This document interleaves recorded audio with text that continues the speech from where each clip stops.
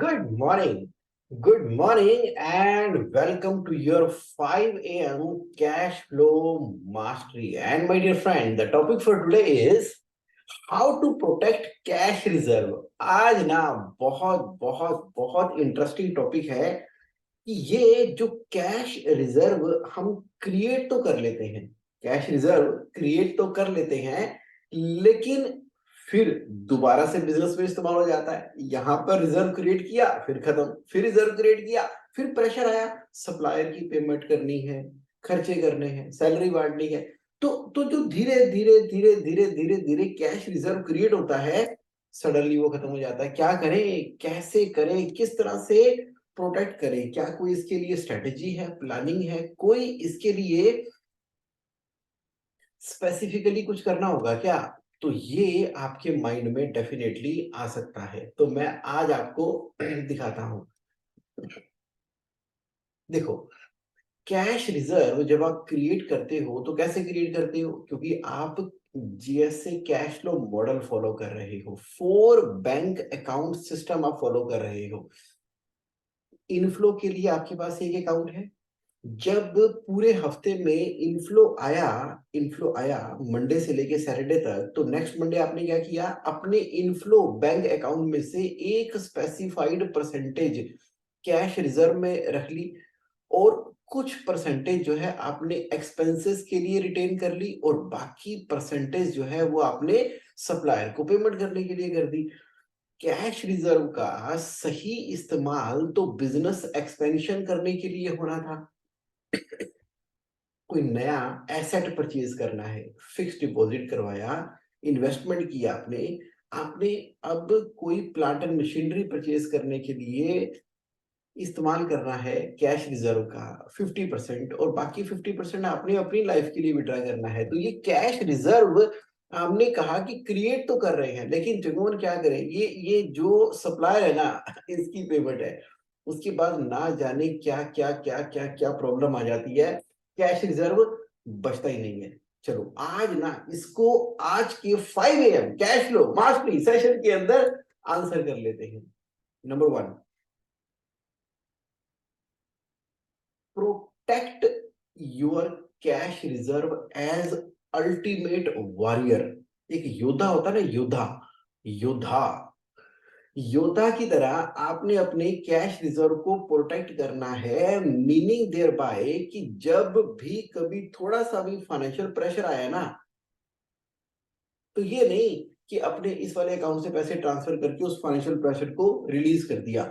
Late that financial pressure be there, just get present to that as a warrior and make more money in need hours। कि जब आवश्यकता है ना, जब समय पर पैसे की आवश्यकता है, अब सैलरी की पेमेंट करनी है, दो ऑप्शन है आपके पास। एक तो कैश रिजर्व को ब्रेक कर दो, दूसरा है कि जो कस्टमर से आउटस्टैंडिंग है उसके साथ इसको ईयर मार्क करके जो आपने एक्स्ट्रा ऑर्डिनरी क्रिएटिव एक्शंस लेने हैं। या पेमेंट इसलिए नहीं आ रही थी क्योंकि हमारी तरफ से ही कुछ क्वालिटी का इश्यू था, कोई आपने कैश डिस्काउंट देना था, उसके ऊपर ना दिमाग लगाओ, दिमाग, कि ये तो मैं यूज नहीं कर रहा कैश रिजर्व को, इस समस्या को क्या मैं किसी और क्रिएटिव तरीके से फुलफिल कर सकता हूं क्या? तो अल्टीमेट वॉरियर की तरह सबसे पहले ये माइंडसेट छोड़ दो कि हाँ चलो ठीक है ये पैसे पड़े हैं, चलो ये दे दो, अच्छा चलो ठीक है ये पैसे पड़े ये दे दो, अच्छा अरे नहीं ना, नहीं ये नहीं करना। अपने माइंडसेट के अंदर मैं लाइन क्या बोली कि make more money in the need hours, ये पहला पॉइंट है। तो ये मैंने हैबिट चेंज किया आपकी। दूसरा, बजट। अब ये क्या होता है? बजट का मतलब है कि अब जैसे दिसंबर का महीना चल रहा है, तो जनवरी के महीने में जो भी आपके आउटफ्लोस होने हैं ना, जनवरी के महीने में जो भी आउटफ्लोस आपके होने हैं, दिसंबर के महीने में ही क्लियर होना चाहिए बजट के अंदर कि इतने इतने पैसों की रिक्वायरमेंट पड़ने वाली है, ये मेरा प्लान है। और उसका इंतजाम मैं पहले से ही 31 दिसंबर तक करके चलूंगा। यानी कि जो आपके बिजनेस का साइकिल है वो इस तरह से घूम रहा है कि जो कलेक्शन फ्रॉम डेटर है, ये होता है ना कि हमने कहा चलो कोई बात नहीं, आ जाएंगे, देख लेंगे, हो जाएगा, कर लेंगे, चलो ठीक है, अगले महीने देखेंगे, अभी की तो पूरी करो। ये जो गलती कर रहे हैं ना, ये बड़ी भयंकर गलती है। एटलीस्ट अगले एक महीने का, अगर महीने का नहीं कर सकते तो एक हफ्ते का, as low as 1 week, as high as 1 month का बजट, आउटफ्लो कितना होने वाला है उसका अरेंजमेंट पहले से ही आपने करके रखा। जो समझदार बिजनेस एंटरप्रेन्योर है ना, वो मेरा इशारा समझ पा रहे हैं, वो अंडरस्टैंड कर पा रहे हैं कि जगमोहन क्या कहना चाह रहा है, कि सप्लायर की पेमेंट भी करनी है, मार्केट में जो जो चीजें करनी है। क्योंकि अगर आपको ये मालूम है ना अगले महीने के बजट के पैसे मैंने इंतजाम करके रखे हैं, तो जो इम्पल्सिव इम्पल्सिव खर्चे होते हैं ना, चलिए कर लेते हैं। किसी एग्जीबिशन में गए, वहां पर कुछ अच्छा लगा, चलिए कर लेते हैं। कोई आपकी कंपनी में बहुत ही बेहतरीन मार्केटिंग एंड सेल्स वाला पर्सन आ गया, उसने कुछ समझाया, चलो कर लेते हैं। बोर्ड मीटिंग हुई, 4 लोगों ने बताया कि ये कुछ करना चाहिए था, चलो कर लेते हैं, चलो कर लेते हैं, चलो ट्रैवल कर लेते हैं, चलो कोई बात नहीं, अच्छा ये हो जाएगा, अच्छा ये सॉफ्टवेयर ले लेते हैं, अच्छा ये वाली मशीनरी की एडवांस बुकिंग करा देते हैं, ये प्लॉट का बयाना दे देते हैं, ये शादी के लिए पैसे निकाल लेते हैं। ये जो चलो कोई नहीं, ये जो इम्पल्सिव, आहा, समझ गया ना मैं क्या इशारा कर रहा हूं? ये जो इम्पल्सिव डिसीजन आपकी हो जाती है ना, उसमें सिर्फ एक बात का ध्यान रखना है, चलो कर लेते हैं कि बात जब आपके माइंड में आई, तो मुझे ये बताओ कि दिसंबर के महीने में बैठे हो, जनवरी के महीने का बजट है ना हमारे पास, उस बजट का पैसा 31 दिसंबर से पहले पहले हमारे पास होना चाहिए। अगर उसके ओवर एंड अबव आपके पास मनी अवेलेबल है, तो चलो कर लेते हैं, ऑफिस को रिनोवेट करवा लेते हैं, नई गाड़ी खरीद लेते हैं। और ये, आहा, अब आप समझ गए, अब आप समझ गए। तो दो चीजें मैंने बात की, पहला कि कैश रिजर्व को प्रोटेक्ट करने के लिए सबसे पहले क्या था कि आपको ना अल्टीमेट वॉरियर बन के जो रिजर्व ऑलरेडी क्रिएट हो चुका है ना, उसको प्रोटेक्ट करना है, प्रोटेक्ट। और कोई डे टू डे बेसिस के ऊपर कोई कोई कोई ऐसी रिक्वायरमेंट जनरेट होती है कि रिजर्व तोड़ना पड़ेगा, तो आपका पहला ऑब्वियस आंसर क्या होगा? नहीं तोड़ना। Let me make more money in the need hours. दूसरा, आपको पहले से ही पता है कि अगले महीने के अंदर जो भी मेरा आउटफ्लो होने वाला है, उसका इंतजाम मैंने पहले ही किया हुआ है, और इम्पल्सिव चक्कर में नहीं पड़ना। तीसरा, तीसरा है, ये जो परचेज करते हो ना आप, परचेज, इसके बारे में ध्यान से सोचो। परचेज, ये कैश नेगेटिव होने की, कैश रिजर्व टूटने की सबसे बड़ी वजह क्या है? Purchase, purchase, purchase, purchase, purchase. पता नहीं किस बेसिस के ऊपर, बस परचेज, परचेज, परचेज। ले लो, इन्वेंटरी बिल्ड कर लो, बना लो, अगर परचेज नहीं करेंगे, क्योंकि सारा जोर आपका चलता ही ऑपरेशंस के ऊपर है। ये मैं उन लोगों से बात कर रहा हूं जो ऐसा करते हैं, आपसे थोड़ी, आप तो बड़े इंटेलिजेंट हो। मैं उन लोगों से बात कर रहा हूं जो कि ये गलती कर रहे हैं। कौन सी? Purchase, purchase, purchase, purchase, purchase. बहुत सस्ता मिल रहा है वहां, इतना सस्ता मिल रहा है कि क्या बताएं। बड़ा फायदा हो जाएगा।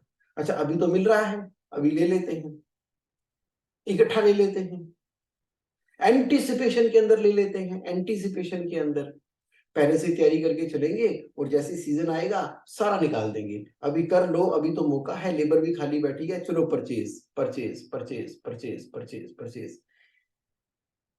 परचेज के अंदर सबसे ज्यादा पैसा निकलता है, क्योंकि आपने परचेज कर लिया, फिर सप्लायर खड़ा हो गया। सप्लायर खड़ा हो गया तो वो कहता है कि भाई साहब 30 डेज की पेमेंट आनी थी, पैसे दो।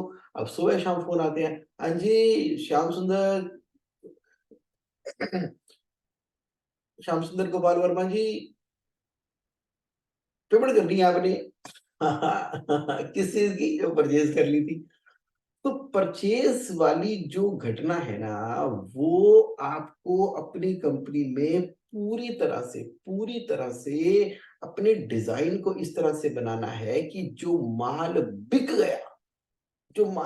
गया, अब इन्वेंट्री लेवल उसके नीचे आ गया और अब जो रिक्वायरमेंट आई है उतने की परचेज करेंगे, चाहे छोटे छोटे लॉट्स के अंदर परचेज करेंगे।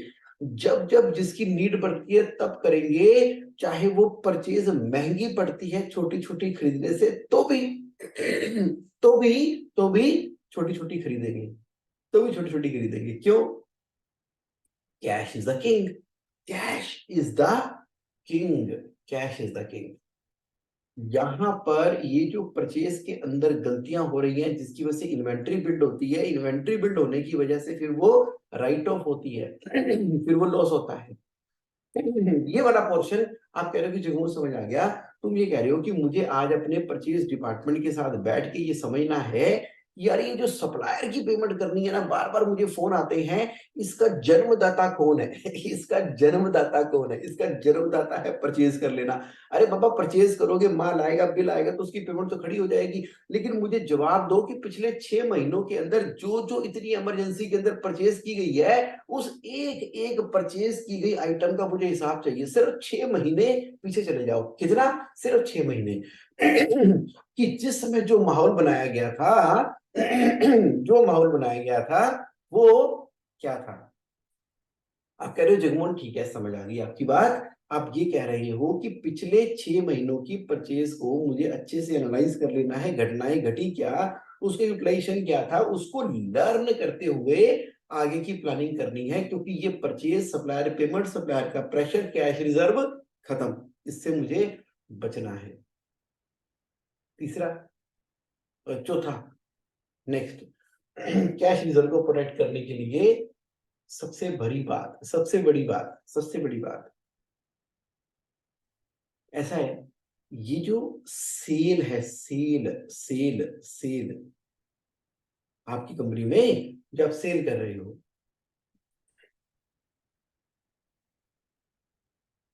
सेल की एंटीसिपेशन करते हो, यानी कि प्रोजेक्टेड बजट बना रहे हो आप, बजट। सेल जो है ना, सेल, पता कौन सी सेल मानी जाएगी? जो सेल एक्चुअली में आपने कर दी ना, वो सेल है। आप कह रहे हो क्या मतलब हुआ? नहीं समझ आई? सॉरी, मैं ये बताता हूं, सेल का मतलब वो सेल है जो आपने एक्चुअली कर दी। ये जो प्लान सेल होती है ना, जनवरी के महीने में इतना प्लान करेंगे, वो आपके कैश रिजर्व को बर्बाद करती है। अरे जीवन, क्यों सस्पेंस क्रिएट किया है? कैसे? कैसे? मैं आपकी सेल को ना सेल ऑर्डर बुक में कन्वर्ट करना चाहता हूं। मतलब कि confirmed sales order in your hand, confirmed sales order in your hand, चाहे आप सर्विस में हो, चाहे आप ट्रेडिंग में हो, चाहे आप मैन्युफैक्चरिंग में हो, आपके पास एक ऑर्डर नोट करने की डायरी होनी चाहिए, या सेल्स ऑर्डर प्रॉपर एक बुक होनी चाहिए, या आपके अकाउंटिंग सॉफ्टवेयर के अंदर सेल्स ऑर्डर सिस्टम होना चाहिए। जेन्युइनली, एक्चुअली, सच में किसी कस्टमर ने आपको ऑर्डर दे दिया, आपने वो ऑर्डर लिखा, कितनी क्वांटिटी, कितना रेट, कितना अमाउंट, या कोई सर्विस प्रोवाइडर हो तो क्या आगे सर्विस प्रोवाइड करनी है, जो कॉन्ट्रैक्ट आपके हाथ में है, और आने वाले 1 महीने में जो सच में आपने उसको डिलीवर करना है, सेल्स ऑर्डर बुक के बेसिस के ऊपर। अगर आपने ये कल्चर अपनी कंपनी के अंदर लेकर आ गए ना, तो यहाँ पर क्या आ जाएगा? पक्का कंफर्मिटी आ जाएगी। मतलब पक्का कंफर्मिटी आ जाएगी कि अब ना ये वाली सेल तो होने ही वाली है, क्योंकि ये हमारे हाथ में है, क्योंकि सेल्स ऑर्डर हमारे हाथ में है। गलती कहां पर हो रही है? गलती यहां पर हो रही है कि हम मान लेते हैं कि इतनी सेल तो हो ही जाएगी, इतनी सेल तो कर ही देंगे। सेल्स टीम ने प्रोजेक्शंस दे रखी हैं, सेल्स टीम ने प्रोजेक्शंस दे रखी है, जनवरी के महीने में इतनी सेल होगी, फरवरी में इतनी होगी, अप्रैल में होगी। ठीक है, वो प्रोजेक्शन जो है वो बजट बनाने के लिए, बिजनेस प्लान बनाने के लिए इंपॉर्टेंट थी, लेकिन कैश रिजर्व को बचाने के लिए अगर आपने उस प्रोजेक्शन वाली सेल को सेल मान लिया ना, तो बर्बाद है। अगर आपने कैश रिजर्व को बचाने के लिए जो ऑर्डर इन हैंड आपके पास हैं और पूरा का पूरा फोकस ऑर्डर बुक के ऊपर कर लिया, अपनी वीकली मंथली मीटिंग जो सेल्स टीम के साथ में ऑर्डर बुक के बेसिस के ऊपर होती है, अब कितने ऑर्डर सच में आ चुके हैं, कितने उसमें से मैच्योर हुए, कितने मैच्योर नहीं हुए, अगर किसी ने ऑर्डर वापस लिया तो क्यों लिया, यहां पर किया तो आपको ना ऑलमोस्ट 100% सर्टेनिटी आ जानी है। कितने लोग मेरी इस बात को समझ पा रहे हैं? Yes yes yes yes, now you are getting understand. आपको ना पूरी तरीके से क्लैरिटी हो गई कि मेरी कंपनी में कैश फ्लो को मैनेज करने के लिए मुझे ना इस बात के ऊपर पक्का करना है कि सेल्स प्रोजेक्शन के बेसिस के ऊपर, एस्टिमेशन के ऊपर, अंदाजे के ऊपर मैं इतने बड़े बड़े खर्चे, प्लांट एंड मशीनरी और आउटफ्लो नहीं कर दूंगा, सिर्फ इस बात की समझते हुए कि भैया मेरे पास तो सेल हो ही जाएगी, प्रोजेक्शन आई जाएगी, जो मेरे हाथ में लिखित में पार्टी का नाम, पार्टी का एड्रेस, पार्टी क्या मांग रही है, वो सेल्स ऑर्डर बुक जितनी मजबूत करेंगे ना। तो लेवल 1 क्या है? सेल्स ऑर्डर बुक को मजबूत करना और उसको फिर मैच्योर करते करते रियलिटी में सेल करना। रियलिटी में सेल कर रहे हो, पैसे कस्टमर के पास आ रहे हैं, आपके पास इनफ्लो आ रहा है, इनफ्लो में से कैश रिजर्व क्रिएट हो रहा है और चीजें पूरे सर्कुलेशन के अंदर चलती चली जा रही हैं, चलती चली जा रही हैं। कैश रिजर्व को प्रोटेक्ट करने के लिए जब तक कंफर्म्ड चीज आपके हाथ में नहीं है, कुछ लोग तो एंटीसिपेशन में, एस्टिमेशन के अंदर ही सेल्स ऑर्डर अपने हाथ में ना होने के बावजूद भी जिस तरीके से पास्ट में उनको सफलता मिलती रही है, वो समझ रहे हैं कि तुक्का इस बार भी चल जाएगा, फंस जाते हैं। तभी जो कैश फ्लो होता है ना, वो बड़ा इरेटिक होता है कि यार मार्केट ना डाउन चल रही है, यार समझ नहीं आ रही, यार कस्टमर लग नहीं रहा, यार मतलब पता नहीं क्या मार्केट में ठीक नहीं है, कुछ मंदी आ गई है, कुछ इंटरनेशनल मार्केट में ही हो गया। अरे भाई गलत तरीके से काम कर रहे हो। जब सेल्स ऑर्डर बुक कंफर्म के बेसिस के ऊपर अपने बिजनेस को प्लान करके चलोगे और पूरा फोकस इस पे रहेगा, तो मार्केट की मंदी तेजी की बात ही क्या है। हमारा जो इंडस्ट्री का शेयर है और जितनी बड़ी इंडस्ट्री है उसके अंदर में हाथ डाल के सेल्स ऑर्डर तो अपने पास ले आएंगे ही, ले आएंगे ही। आपके पास तो अगले 3-3 5-5 महीनों के सेल्स ऑर्डर अपने हाथ में होने ही चाहिए। इस तरह से मजबूत आपने सेल्स और मार्केटिंग के प्लान तैयार किए हुए हैं। Right, yes, now you are getting absolutely fine. Cash reserve को प्रोटेक्ट करने का एक और बोनस तरीका, देखो जहां पर कैश रिजर्व पड़ा होता है ना आपका, उसके अंदर इंटरनेट बैंकिंग नहीं होनी चाहिए। Yes. मैंने आपके कंफर्ट जोन पे अटैक किया है। मैंने कंफर्ट जोन पे अटैक किया है। मतलब कैश रिजर्व आप उस वाले अकाउंट के अंदर प्रोटेक्ट कर रहे हो जहां पर जब पैसा वापसी आता है ना, पैसा वापसी आता है तो आपको चेक काट के आरटीजीएस करवानी पड़ती है, बंदा भेजना पड़ता है बैंक में। अदरवाइज क्या होता है, प्रेशर बना, चल ठीक है, ऑनलाइन में कैश रिजर्व के पैसे उठा के ट्रांसफर कर दिए। तो अगर आपने ऐसा कर लिया ना, ये उन लोगों के लिए है जो इम्पल्सिव कंट्रोल नहीं कर पाते अपने ऊपर, तो वहां से कैश रिजर्व प्रोटेक्ट हो जाता है। कहते हैं यार वो बैंक में जाके ट्रांसफर कराना पड़ेगा, इससे बेटर है कि चलो मैं अपने कस्टमर को फोन करता हूँ, वहां से उसकी एडवांस पेमेंट मंगवाता हूँ या ओल्ड आउटस्टैंडिंग है उसका पैसे मंगवाता हूँ। तो अदरवाइज अरेंजमेंट आप कर ही लेते हो, कर ही लेते हो। और ऊपर से कहीं आपने लिक्विड फंड, म्यूचुअल फंड या इंडेक्स फंड के अंदर पैसे प्रोटेक्ट किए हुए हैं, तो वहां से पर तो वैसे ही 2-1 दिन तो लग ही जाते हैं। आज रिक्वेस्ट डालोगे तो तीसरे दिन पैसे आएंगे, तो कई बार इन 30 दिनों के चक्कर के अंदर आप कहते हो कि चलो ठीक है यार 3 दिनों का तो क्या करना है, अभी पैसे का इंतजाम हो ही जाएगा, हो ही जाएगा। राइट। तो तो अब एक क्वेश्चन आया, should we do advance cash out from cash reserve planning based on the confirm order from the tender? ना ना ना ना ना ना ना, नहीं वो नहीं। जो कैश रिजर्व है ना, चाहे उसकी परसेंटेज कम कर लो, कैश रिजर्व की चाहे परसेंटेज कम कर लो, लेकिन जो कैश रिजर्व एक बार बिल्ड कर रहे हो ना, तो उसका रूटीन बिजनेस ऑपरेशंस के अंदर इस्तेमाल नहीं करना है कैश रिजर्व का। कैश रिजर्व का इस्तेमाल कहां पे होगा? कैश रिजर्व का इस्तेमाल बिजनेस को एक्सपेंड करने के लिए होगा। मान लीजिए आपने 7 वाला प्लॉट खरीदना है, उसके लिए आपके पैसे इकट्ठे हो रहे हैं कैश रिजर्व के अंदर। आपने नई प्लांटर मशीनरी खरीदनी है, एग्जिस्टिंग प्लांटर मशीनरी को रिप्लेस करना है, आपने डेवलपमेंट से रिलेटेड जितने भी काम करने हैं वो सारे के सारे काम आप कैश रिजर्व से करते हो। आप ये पैसा बाहर निकाल के अपनी खुद की नेटवर्क क्रिएट करनी है, तो यानी कि ग्रोथ ओरिएंटेड एक्टिविटीज के अंदर आप इस्तेमाल करोगे। रूटीन के अंदर तो आपका जो पैसा आया वो सप्लायर के लिए आपने रख लिया, तो वो पैसे हमेशा अवेलेबल होने चाहिए सप्लायर अकाउंट के लिए। तो दैट मीन टू से एसेट परचेज करने के लिए इस्तेमाल किया जा सकता है। यस, बिजनेस को एक्सपेंड करने के लिए किया जा सकता है। Got it. तो आज हमने क्या डिस्कस किया? आज हमने डिस्कस किया cash reserve, cash reserve, cash reserve. ये जो कैश रिजर्व है ना, इसको प्रोटेक्ट करना है। इसके अंदर ना एक मैग्नेटिक पावर होती है, मैग्नेटिक पावर। तो जैसे जैसे जैसे आपका कैश रिजर्व बढ़ता है, इसका मतलब है कि लोन लायबिलिटी को खत्म करने में भी कैश रिजर्व का इस्तेमाल कर रहे हो आप। लायबिलिटी खत्म हो रही है, तो ये एक कल्चर आपकी लाइफ के अंदर क्रिएट हो गया। तो this is what I wanted to discuss with you my dear friend today in 5 AM cash flow mastery sessions. बाकी आपके जितने भी क्वेश्चंस होते हैं वो तो आप JSAonline.in में जाकर अपने क्वेश्चन पूछ ही लेते हो। तो ये तो प्लेटफॉर्म आपके पास आ ही गया है। तो आप क्या करते हो, आप अपने डैशबोर्ड में जाते हो, डैशबोर्ड में जाकर आपके दिमाग में जो भी क्वेश्चंस आ रहे हैं, just press on ask your question. तो पूछ डाला तो लाइव सिखा डाला, तो यहाँ पे क्वेश्चन पूछो, एंटर योर क्वेश्चन, सबमिट करो, anything come in your mind just ask and get the personalised answer.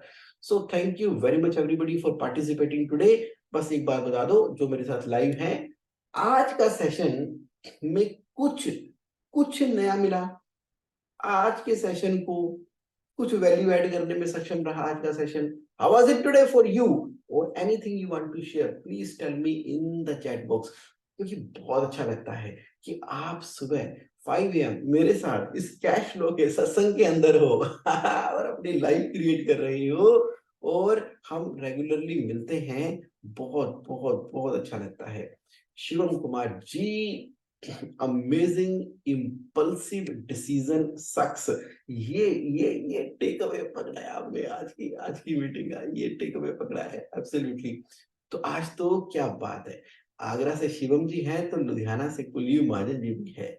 तो yes, I use cash reserve this week. हाँ, अब ये देखना है कि वो किस पर्पस के लिए इस्तेमाल हुआ है, वो ग्रोथ के लिए है। और एक ना बड़ा ही साइकोलॉजिकल मैग्नेटिक इफेक्ट रहता है when you have sufficient appropriate cash reserve in the background।